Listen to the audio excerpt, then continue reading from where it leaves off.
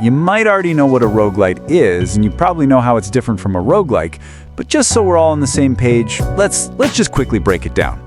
A roguelite, which is what we're focusing on today, are games that offer permanent upgrades, new items or abilities that make subsequent runs easier, resulting in a less punishing, more accessible experience. While roguelikes are games where you must start from scratch with no advantages after a permanent death. But the games we're talking about here are the ones that offer this sweet meta progression while facing randomly generated challenges. So, as always, I'm Daniel, and today, 15 best roguelites that will keep you hooked for hours.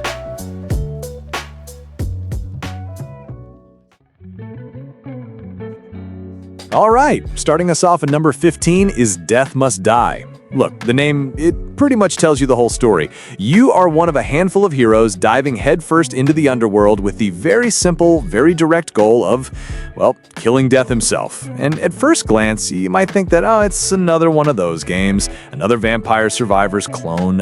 I thought so too at first. You run around a big open map, your character attacks automatically for the most part, and you just try to survive against these absolutely massive hordes of skeletons and other monsters. But where it carves out its own identity is with its RPG systems. The game takes a page, a very big page, out of Hades' book. As you level up during a run, different gods will offer you blessings, powerful boons that dramatically alter your abilities. One run you might be focusing on the god of summer, setting the entire screen on fire, and the next you're calling down lightning bolts from the god of storms. And on top of that, it layers on a full-blown loot system, kind of like Diablo. You're not just getting temporary power-ups for the run, you're finding actual gear, helmets, boots, weapons that you equip and keep between runs. This is your main meta progression, making your character permanently stronger for every single attempt after. It's that combination of ideas from some of the best games in the genre that makes it just so ridiculously hard to put down.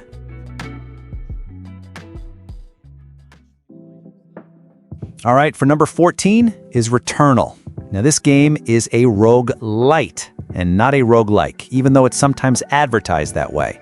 The reason is simple. A true roguelike means when you die, you lose everything but the knowledge you gained. But in this game, you don't.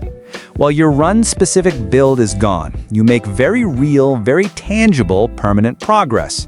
You unlock new items that are permanently added to the loot pool. You permanently unlock weapon traits, and you keep key pieces of traversal gear once you find them. So, with every cycle, your potential power and your ability to navigate the world grows. That is meta progression. That is a roguelite. So, you are Celine, an astronaut who crash lands on a hostile, shape-shifting alien planet called Atropos. You quickly discover you're trapped in a vicious time loop. Every single time you die, you wake up right back at your crashed ship. But the world around you, it has rearranged itself.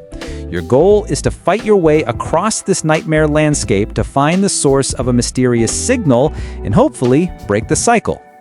You are constantly moving, dashing through these beautiful, intricate patterns of glowing neon projectiles, switching between hipfire and aiming down sights. It's one of the most fluid and kinetic combat systems ever created. And it's a brutal system. You'll put together this perfect build with incredible artifacts and a god-tier weapon, and then one stupid mistake sends you right back to the start with just your basic sidearm.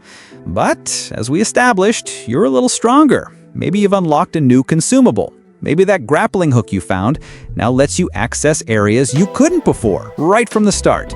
And maybe the next pistol you find will have that new powerful weapon trait you unlocked on your last run. It is a demanding, punishing, and absolutely breathtaking game that combines its roguelite mechanics with its narrative in a way that very, very few games ever have.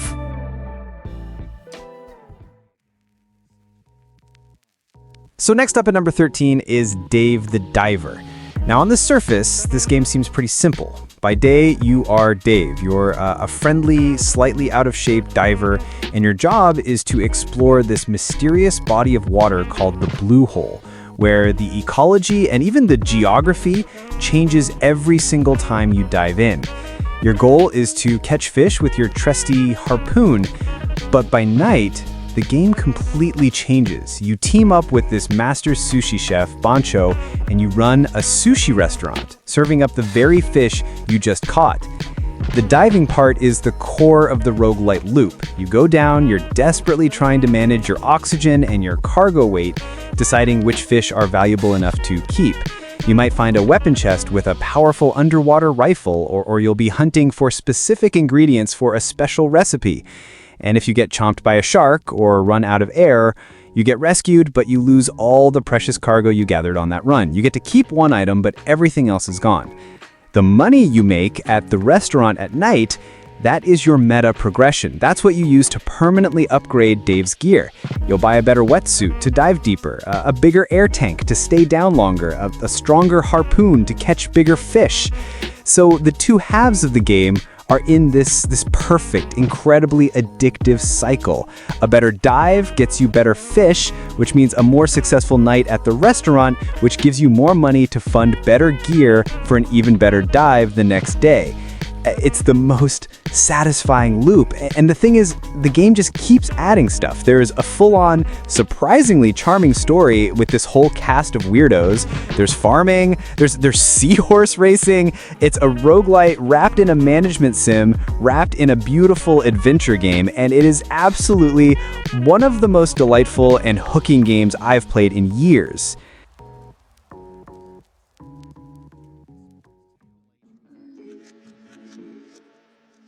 At number 12 is Rotwood. So this is from Cly Entertainment, the minds behind masterpieces like Don't Starve and Mark of the Ninja. And with Rotwood, they've brought their signature style and polish to the dungeon-crawling roguelite. The premise is that you play as these adorable but totally fierce little animal heroes. A badger with a hammer, a boar with a spear, you get the idea. And your job is to team up and clear out the Rotwood, this corrupted forest that's just crawling with these grotesque, spiky monsters. And the game itself is a classic beat-em-up, a hack-and-slash brawler, but with that incredible Cly polish. The combat is fast, combo-heavy, and just feels incredibly satisfying. You're dashing around, smacking monsters, and coordinating with your team. And this is really built with co-op in mind. You and up to 3 friends can dive into the forest together, which it creates this awesome, chaotic energy. So you dive into the forest, you fight your way through these corrupted zones, you gather resources, and you try to take down a massive boss at the end. But you're eventually going to get overwhelmed, or you'll clear the boss, and you'll head back to your safe haven, your village. And this is the core loop. You bring back all the materials you scavenged, and you use those back at your village to permanently craft new weapons, new armor, and new tools. You're not just buying a +1 to strength, you're forging a whole new axe with different properties or a helmet that gives you a unique perk. The meta progression feels incredibly tangible. It's got that signature, gorgeous Cly art style, the combat is an absolute blast, especially with friends, and the loop of building up your character by literally building their gear it's incredibly hooking. And it's an early access, which, knowing Cly's track record, means it's only going to get better and bigger from here.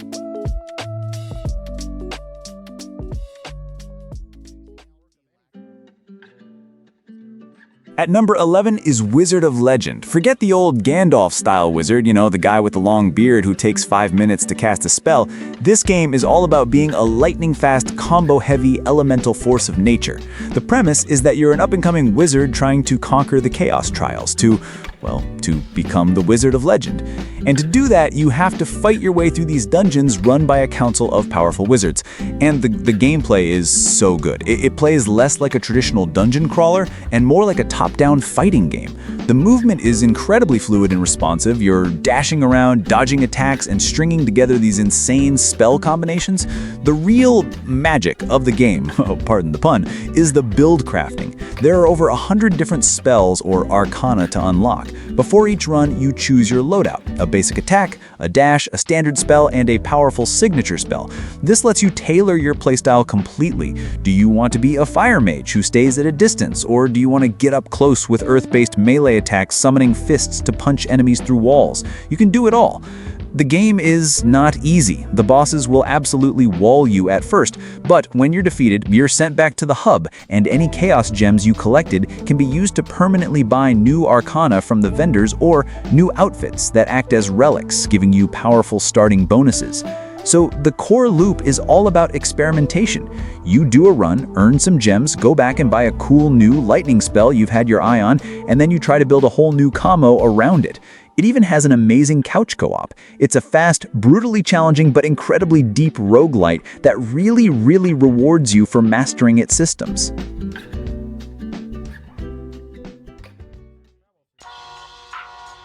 Coming in at number 10 is Dungreed. So imagine you're living in this nice little peaceful town, and then one day, the entire thing gets sucked into a giant, ever-shifting dungeon. You're an adventurer, a prospector sent in by the kingdom to dive into the abyss, rescue the stranded townspeople, and figure out what the heck happened. At its core, this is a super fast-paced 2D action platformer. If Rogue Legacy and Dead Cells had a baby, it would look a lot like Dungreed. It's got the permanent character progression of Rogue Legacy, but with the lightning-fast, dash-heavy combat that feels a lot more like Dead Cells.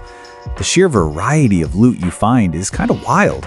There are hundreds of different weapons and items, and you can dual wield pretty much anything. So have these runs where you're using a massive greatsword in one hand and a rapid-fire submachine gun in the other. It's ridiculous, and it's awesome. As you're fighting, you're also leveling up inside the run, letting you dump points into your stats on the fly to fit the gear you've just found. Of course, you're gonna die. You get sent back to the surface, and you lose all your cool weapons, your items, your in-run level. It's all gone. But, and this is the hook, you keep your gold. And back in town, you spend that gold at a training center to permanently increase your base stats, strength, vitality, dexterity. You're literally permanently leveling up your character for all future runs. You also use that money to rescue the town's blacksmith, its chef, and other NPCs, who then open up shops and services for you. The chef can even cook you meals that give you permanent stat boosts. It's this incredibly satisfying loop of going in, getting a bit of gold, coming out a tiny bit stronger, and then diving right back in. It's a bit of a hidden gem, but man, if you love seeing your stats just constantly go up, this one it's dangerously addictive.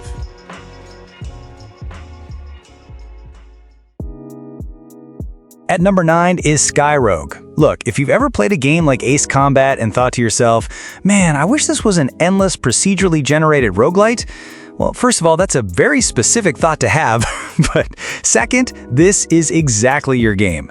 The premise is simple. You are an ace pilot on a massive aircraft carrier. Your job is to fly sorties over a huge randomly generated island chain and blow up pretty much everything that isn't friendly. And this is not a hardcore flight sim, okay? You don't need a flight stick and a 200-page manual to get into it. It's pure arcade action. The controls are super intuitive, and within minutes, you'll be doing barrel rolls, locking on with missiles, and feeling like a total badass. Each run has you taking off and trying to clear out a certain number of enemy targets to progress. One mission you might be dogfighting enemy jets, the next you're doing bombing runs on ground installations or taking out enemy ships. So here's the loop. As you complete objectives, you earn cash. You can actually fly back to your carrier mid-mission to repair, rearm, and even spend that cash on temporary upgrades for that specific run. But eventually, you're gonna get shot down. And when you do, your run's over. But you take your earnings back with you. And this is where the meta progression comes in. Back at the main menu, you spend what you've earned to permanently unlock new aircraft, new weapons like different types of missiles and bombs, and new tech. So, you die, but you go back to the hangar and suddenly you've unlocked a brand new super fast interceptor or a heavy ground attack plane. Your entire strategy for the next run changes based on what you just unlocked. It perfectly captures that just one more mission feeling. It's this awesome loop of unlocking a cool new jet and just immediately wanting to take it out for a spin to see what it can do. It's a fantastic and honestly, a very unique take on the genre.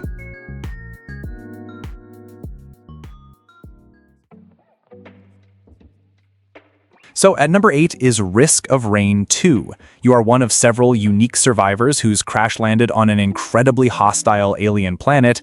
Your goal is simple. Find a teleporter, activate it, survive the absolute mayhem that follows while it charges, kill a massive boss, and then move on to the next, even harder stage. And what makes this game a masterpiece is its brilliant approach to difficulty. The longer a run goes on, the harder the game gets, not just by stage, but by the minute. There is a timer, and as that timer ticks up, the difficulty level literally visibly climbs in the corner of your screen. Always. It creates this constant sense of dread and greed. Do you rush to the teleporter to keep the difficulty low, or do you risk it, stay on the level longer to farm for more items and cash, knowing that the enemies are getting stronger with every passing second? And the items. The items are the heart and soul of this game. This game is the king of insane power scaling. You find an item and it stacks. And I don't mean you just get a slightly better version. If you find one item that gives you a 10% chance to fire a missile, finding 10 of them means every single hit you land also fires a missile. You go from a dude with a pea shooter to a god of death who breaks the sound barrier and melts bosses in seconds. The meta progression isn't about permanent stat boosts. It's about variety. You unlock entirely new survivors by completing challenges, and each one plays completely differently. You've got the mobile huntress, the stationary engineer with his turrets, the melee mercenary. They're all distinct. You also unlock new items, adding them to the loot pool for all your future runs. The jump from the 2D original to a fully 3D sequel was a massive risk, but developer Hopoo Games absolutely nailed it. The chaos, the build crafting, the tension. It is, and I don't say this lightly, one of the best roguelites ever made.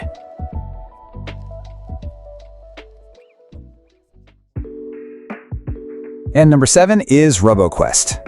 So in RoboQuest, you're a reactivated guardian robot in a scorched futuristic wasteland. You meet a young scavenger girl named Max, and your job is to basically blast your way through hordes of evil bots to help her find a safe haven.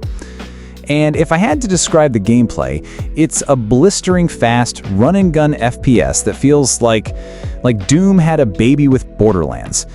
It's got this gorgeous cel-shaded art style and a sense of speed that is just electric. This is not a cover shooter. You are constantly double jumping, sliding, and even grinding on rails while spraying absolute chaos at everything that moves. The gunplay just feels so good and responsive. During a run, you're picking up different weapons, finding upgrades, and choosing perks that define your build for that attempt. Now, when you do get scrapped, you're sent back to your base camp. But you get to keep the wrenches you collected and use these to buy permanent universal upgrades. We're talking more health, better gadgets, a higher chance to find better loot, all that good stuff that makes every subsequent run just a little bit easier.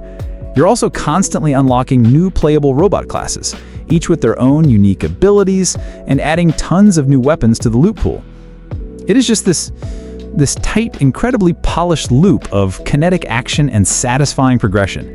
And I have to mention the soundtrack because it is an absolute banger that just fuels the carnage perfectly.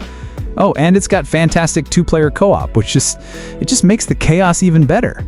It is pure, unfiltered fun.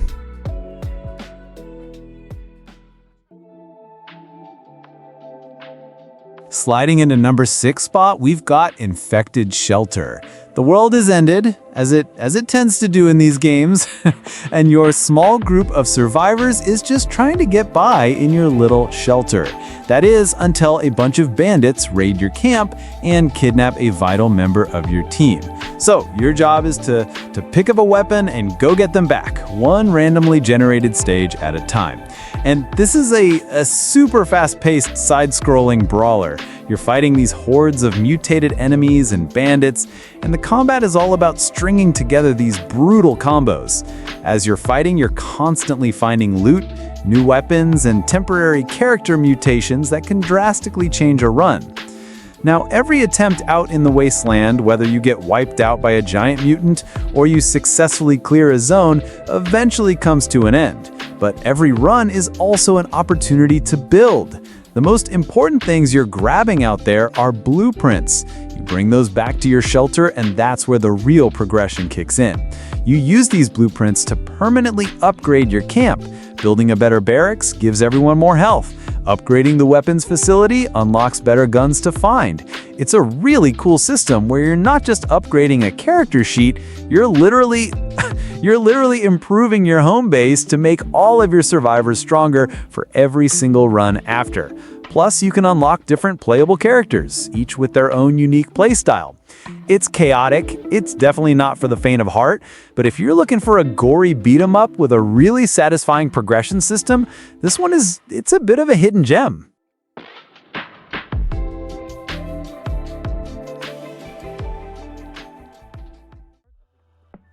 So next up at number 5 is Astral Ascent. The setup is that you're one of 4 different heroes, trapped in a magical prison called the Garden, and your only path to freedom is to fight your way through and defeat the 12 powerful Zodiacs, these master bosses that act as the prison's wardens. Now this is a 2D platformer roguelite, and if you're a fan of, say, Dead Cells, you are going to feel right at home with the movement in combat. It is incredibly fast, fluid, and just feels amazing to control. But where it really finds its own voice is in its spell system. You aren't just finding swords and bows. No, your entire arsenal is made up of these 4 unique spells that you slot into your build, along with a basic attack. As you progress through a run, you're constantly finding new spells and gambits, which are these powerful passive abilities, letting you create some truly insane synergies. It's all about building the perfect magical engine, and with 4 totally different characters who all have their own unique playstyles, the build crafting is it's incredibly deep. It was in early access for a bit, but the full release really polished it into an absolute must-play title in the genre.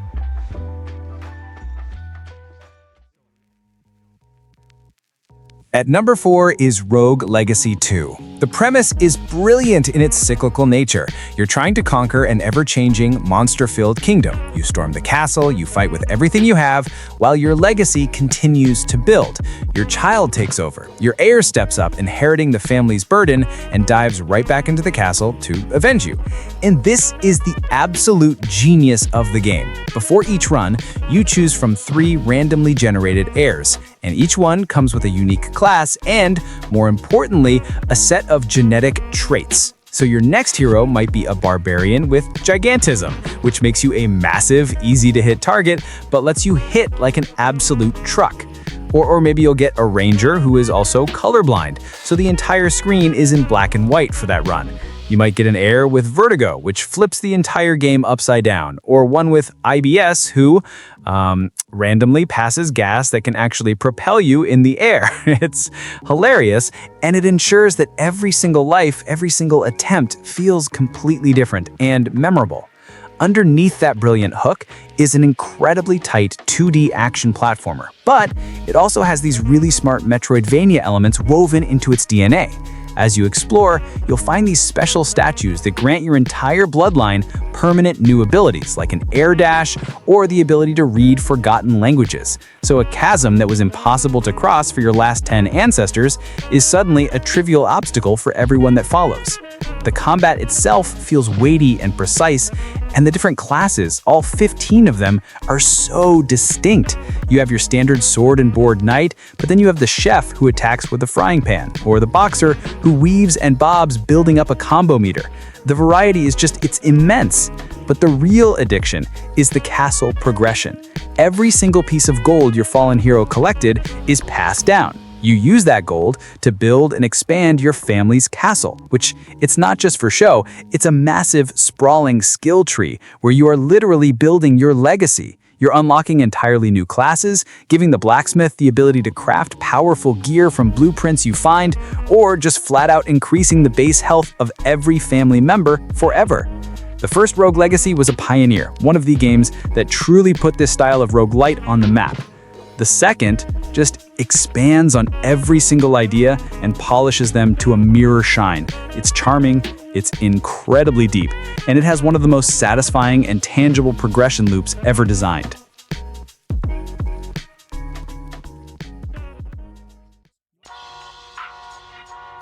Yup, next up at number 3 is Cult of the Lamb. So, in Cult of the Lamb, you are a lamb.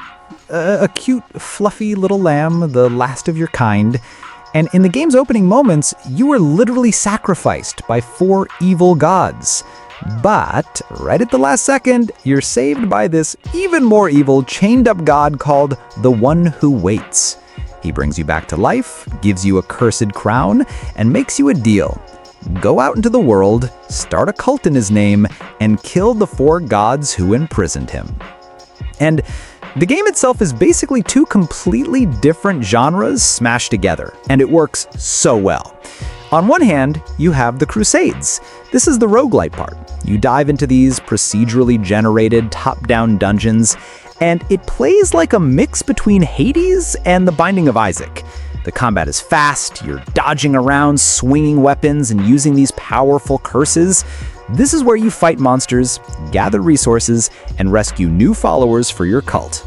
But then you finish a run, you warp back to your base, and the game becomes this twisted little cult management sim. It's like a dark, evil version of Animal Crossing. You have to build shelters for your followers, cook them food, give them daily sermons to boost their faith, and clean up their poop. You can perform rituals, sacrifice dissenters, or marry your favorite followers. The 2 halves feed each other perfectly. The resources and followers you get from the Crusades help you build a bigger, better cult. And in turn, the faith your followers generate at the base is used to unlock permanent upgrades for the Lamb. You're unlocking new weapon types to find on your runs, more starting health, stronger curses. You are literally fueled by the devotion of your flock. The whole thing is wrapped in this adorable storybook art style that it makes the dark cosmic horror stuff so much more unsettling and hilarious. It's a bizarre, brilliant, and honestly, a one-of-a-kind game that will absolutely sink its hooks into you.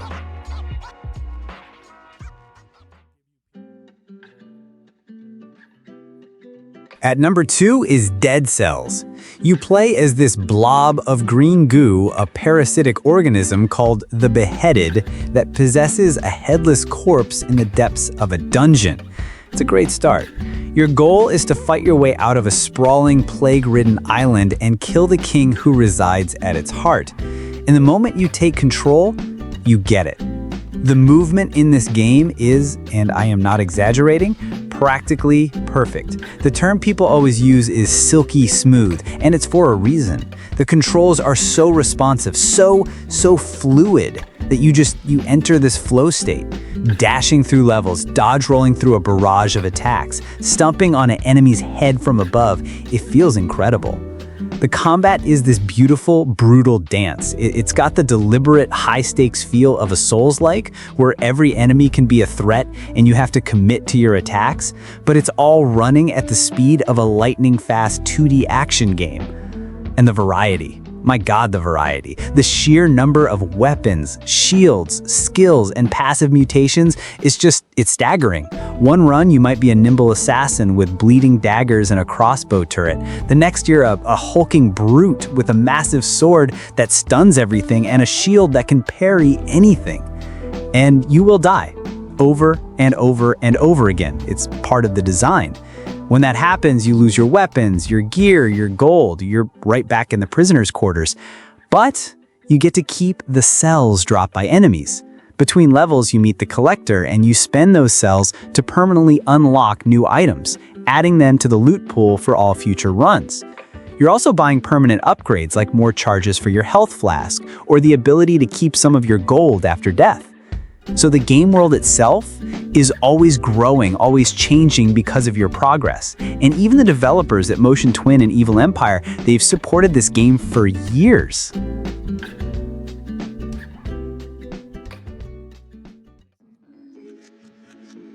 And finally, at number 1 is Hades 2. Supergiant Games took their masterpiece, a game that many, myself included, considered to be one of the best games of 2020, and they've somehow done it again. The premise this time flips the script completely. You're not trying to escape the underworld, you're trying to break in. You play as Melino, the princess of the underworld and Zagreus' sister. She's a powerful, highly trained witch, and her mission is one of vengeance and rescue. She has to descend deep into Tartarus to kill her grandfather, Cronus, the Titan of Time himself, who has captured her entire family.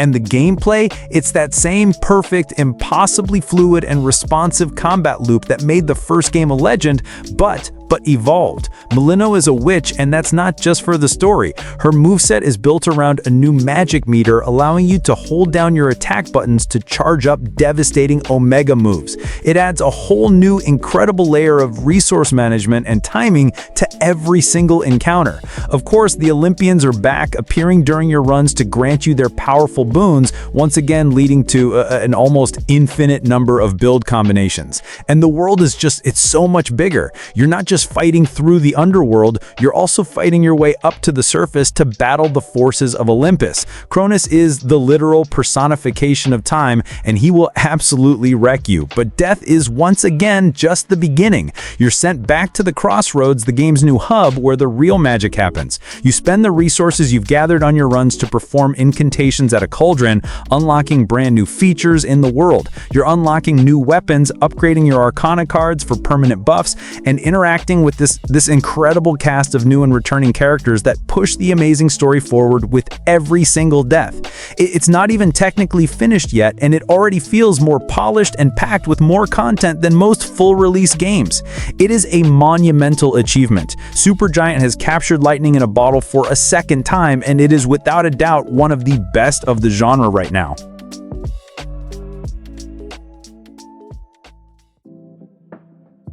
As an honorable mention, we have God of War Ragnarok Valhalla. And yes, you heard that right. They basically took one of the best combat systems of the last decade and built an entire full-featured roguelite mode around it, and they gave it away for free. So the premise is that this is a deeply personal, narrative epilogue for Kratos after the main events of Ragnarok. He and Mimir venture into Valhalla to face Kratos' own past. It's a trial of self-reflection, forcing him to confront his old self, the Greek god of war. And the gameplay loop is perfect. You enter Valhalla, and the core combat is exactly the brutal, satisfying, incredibly deep system you know and love. The Leviathan Axe, the Blades of Chaos, it's all there.